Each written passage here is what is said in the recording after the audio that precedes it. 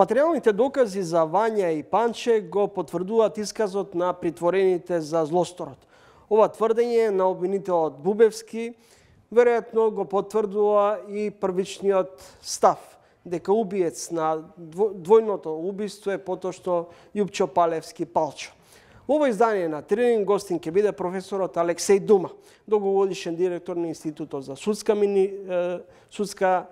медицина, експерт за обдукција и криминалистика. Господине Дума, што би требало да покаже на почеток во оваа фаза, откако е завршена обдукцијата, извештајот кој треба да биде, по моите информации, во текот на едната недела доставен до обвинителството? Прашањата на кои што треба да одговори вештакот се секако во зависност од интересот на тој што издава наредбата. Заради тоа во документите кои што ја стандардизираат постапката за судско-медицинска обдукција издадени од Министерскиот совет на Европа февруар месец 1999 година, стои дека комуникацијата е стална, усмена или писмена. Секако тој што издава наредбата има посебни интереси или сознание до кој што дошол во времето на вршењето на увидот и стекнувањето на првите сознанија околу околностите на настава. Овде очекувам да има дополнителни прашања од стандардните прашања кои што треба секоја судско-медицинска обдукција да ги одговори. Бидејќи се работи за предистрага, јас немам никакви информации кои сознанија обвинителот или полициските органи кои што започнале предистрагата ги имаат и кои се нивните интереси. Во секој случај потребно е време, потребно е големо знаење и потребна е техника за да се одговори на некој од прашањата. Обдукцијата не може да одговори кој го извршил убиството, али може да одговори како е извршено. Како е извршено одземањето на животот, со употреба на какви средства.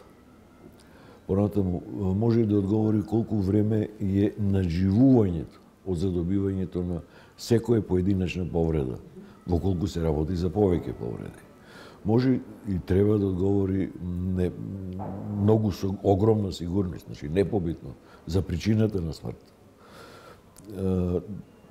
Тие сознанија се дел од слагалицата која што обвинителот треба да ја добие за да си го квалификува делото така како што го интересира и да добие сознанието како што го интересира.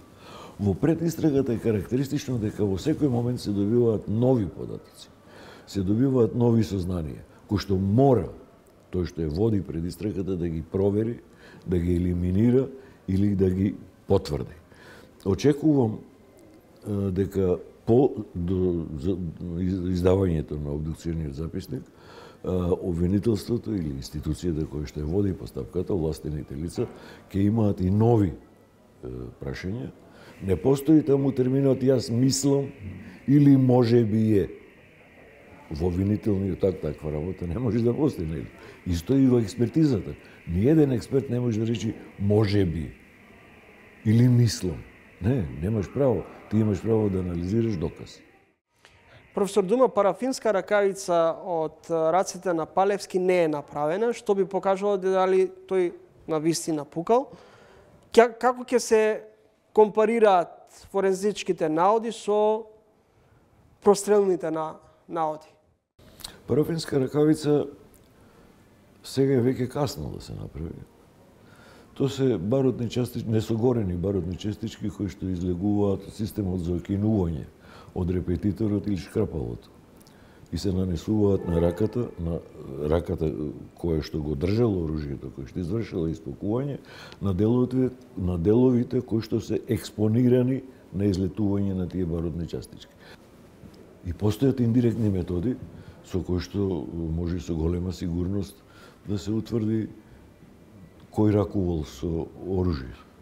Тоа се тешки, компаративни постапки, но во крајна линија затоа постои предистрагата, да искористи сите знаења од сите научни дисциплини за да може да дојде до релевантни докази. Возможно ли е прво младото девојче, малолетното девојче да било задушено, а дури потоа да било пукано врз неа? Тоа ќе го одговори обдукцијата. Возможно е све. Се е возможно и секоја претпоставка треба да се провери, докаже или исклучи. И тука танатологијата дава големи одговори.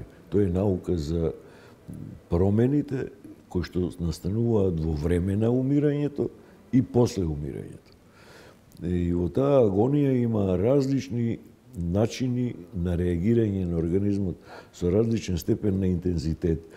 Да не влегуваме во широка е науката.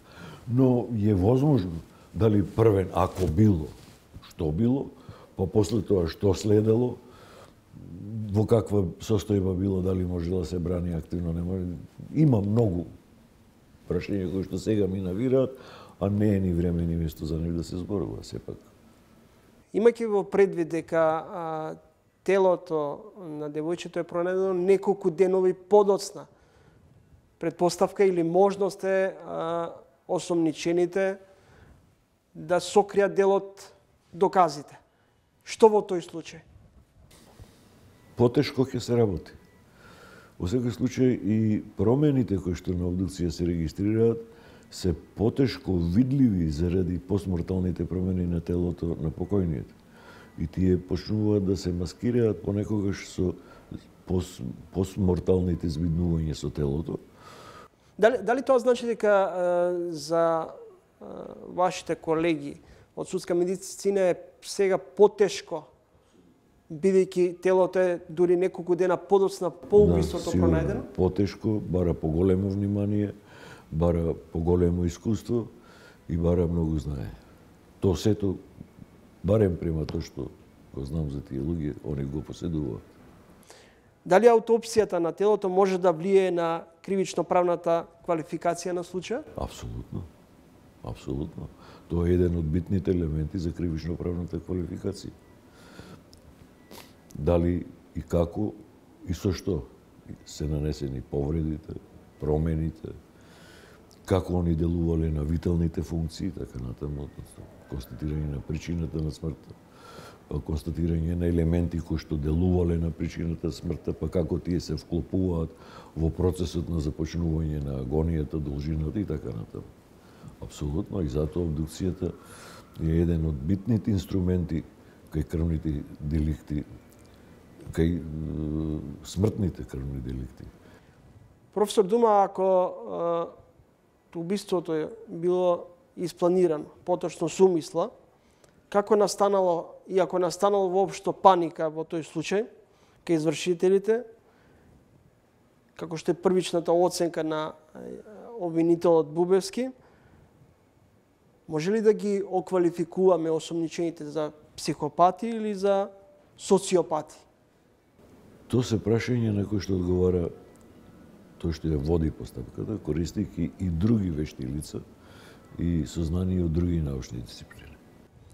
На крајот на прак сме речиси 2 децении по падот на авионот на председателот Борис Трајковски. Вие учествувавте во обдукцијата на жртвите од авионската несреќа. Дали денеска би може да оставите и се уште да се сомневате дека падот на авионот крие уште голем број на мистерии, прашања, нејасноти? Нашиот дел таму беше сработен идеално, брзо, ефикасно и прецизно. Тоа ни беше 3-та или 4-та идентификација на масовни, на авионски несреќи. Искуството на стручниот тим беше големо во тоа време. Ние успеавме многу брзо да завршиме работата. Со тоа што беше проблем екстериторијалност. Правно прашање кој што требаше да биде решено од страна на правниците кои што учествуваа во таа работа. Кај мене не постоја дилеми на дадените одговори во однос на судско-медицинската дејност, идентификацијата, констатирањето на повредите, времето на живоње и така натаму. Од таа истрага, од тие обдукции, тие истражувања, се сеќавате дел од анализите ги работевме со Институтот во Загреб. По голема помош и препорака на тогашниот министер за образование, професор Приморац. Тој е судски доктор и одличен, многу близок пријател мој и на институтот. Тие дозволија тогаш во Загреб да се користи лабораторијата за ДНК, една од најпотентните лаборатории. И тогаш прв пат успеавме, на големо изненадување на целиот тим, вклучувајќи ги колегите од Загреб, од видливо карбонифицирани ткива, јаглинисани ткива, да добиеме одлични ДНК профили. Нашиот резултат беше 18 сати пред резултатот на АРВИ комитетот на Европол, кој што работеше во Сараево за идентификацијата. Паралелно две лаборатории работеа. Беше многу брзо, многу прецизен и ефикасен. Ние кога им ги соопштивме нашите резултати, оние што 18 сати им треба, нив уште 18 сати им треба за да ги потврдат нашите резултати. На крајот, зошто и денеска постојат сомневања дали се работеше за несреќен случај или можеби за смислено сценарио, да не употребам и погруб збор? Знаете, тоа е менталитет. И човек кој што не сноси тежина за решавање на проблемот, не сноси одговорност или не чувствува одговорност за тежината на изречениот збор, може све да зборува. Но за да тоа го кажете, барем према моите кругови каде што се движам и начинот на кој што професионално работам, за да кажете една квалификација, вие мора да изнесете докази. Предпоставките се работа која што се случува во време на предистрагата. Тогаш се согледуваат сите возможни патишни варијанти. Дури и невозможните навидум на прв поглед понекогаш се проверуваат. И сигурно истражните органи, јас не учествував во истражниот дел, работевме исклучиво форензиката, и то само судско-медицинската, ги разгледувале тие ситуации и ги анализирале. Во секој случај, то се предмети кои што не се затвараат. И секој кој што смета дека може нешто да тврди, треба да го докаже пред соодветна институција. Иначе се внесува немир во населението. Знаете, поговорите, лесно изречените зборови се како бран кој што те удира, кој што те зашеметува, кој што те исфрла од равнотежа. И може да некому и тоа цел, за да се постигне, сега нека да влегувам понатаму во анализа. Професор Дума, ви благодарам за гостувањето. Благодарам јас. Следете разговор со професор доктор Алексеј Дума, долгогодишен директор на Институтот за судска медицина